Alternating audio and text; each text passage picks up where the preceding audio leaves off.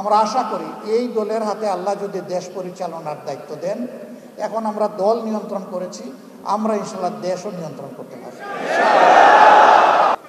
এখন আমাদের বিভিন্ন ধর্মের ভাইয়েরা আসছেন আমাদের সাথে ওপেন মঞ্চে পাবলিক মিটিংয়ে, তারা নিজের থেকেই বলছেন 54 বছর জামাত ইসলামের কোনো নেতাকর্মী আমাদের 1 ইঞ্চি জমি চলে বলে কৌশলে আমাদের কাছ থেকে কেড়ে নেয় নাই।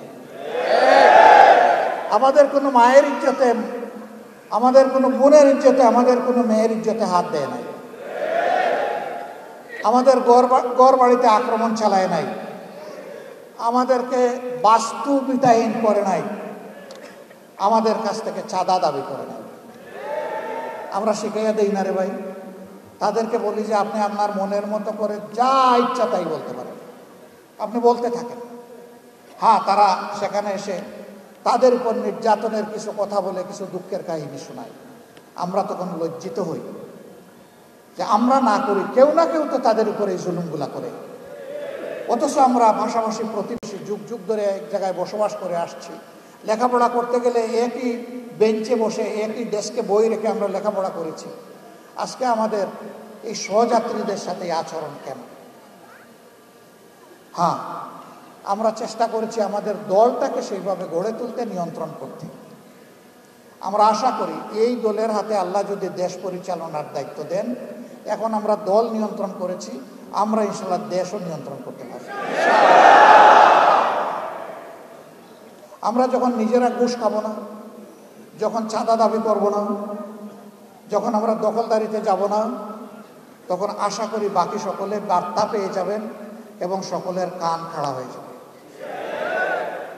এরপরে আমাদের সংগঠন হোক অথবা যে কোনো নাগরিক হোক, যদি এর কোনো ব্যত্যয় ঘটে, তার জন্য সত্যিকারের প্রয়োগ করার মতো আইন থাকবে ইনশাআল্লাহ।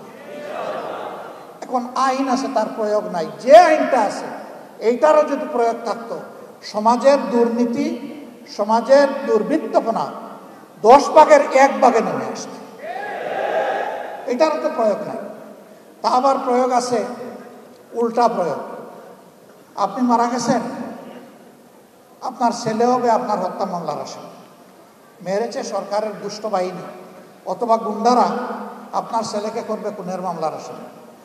15.5 বছর এগুলো হয় নাই? আমাদের লোক হত্যা করে আমাদেরকে এই মামলার আসামি বানিয়েছে। সম্মানিত ভাইয়েরা, এই দুনিয়ায় 100% ন্যায় বিচার নিশ্চিত করা অসম্ভব। একটা মানুষ তার চেষ্টায় কিংবা নির্দেশে 100 মানুষ খুন করা হয়েছে, আপনি তাকে ফাঁসি কয়বার দেবেন? আপনি এখানে আর ফাঁসি বাড়াইতে পারবেন? একবারে বেশি পারবেন না। কিন্তু আল্লাহ তাআলার কাছে জাহান্নামের শাস্তির বিভিন্ন স্তর আছে। আল্লাহ সেখানে তার পাওনা পরিমাণ শাস্তি তাকে দান করে। এই বিশ্বাস যদি মানুষের অন্তরে থাকে, তাহলে দুষ্কর্ম করার আগে তার কলজা থরথর করে কেঁপে উঠবে, ভূমিকম্প শুরু হয়েছে। আমি কেমনি অপরাধ করব? দুনিয়ার কেউ না দেখুক, আল্লাহ তো দেখছে। এই ভয়টাই জাতির মধ্যে জাগাতে চাই আমি। এমন একটি সমাজ যদি ইনশাআল্লাহ বাংলাদেশে গড়ে ওঠে, তাহলে জাতি, ধর্ম, দলমত নির্বিশেষে সকলে উপকৃত হবে।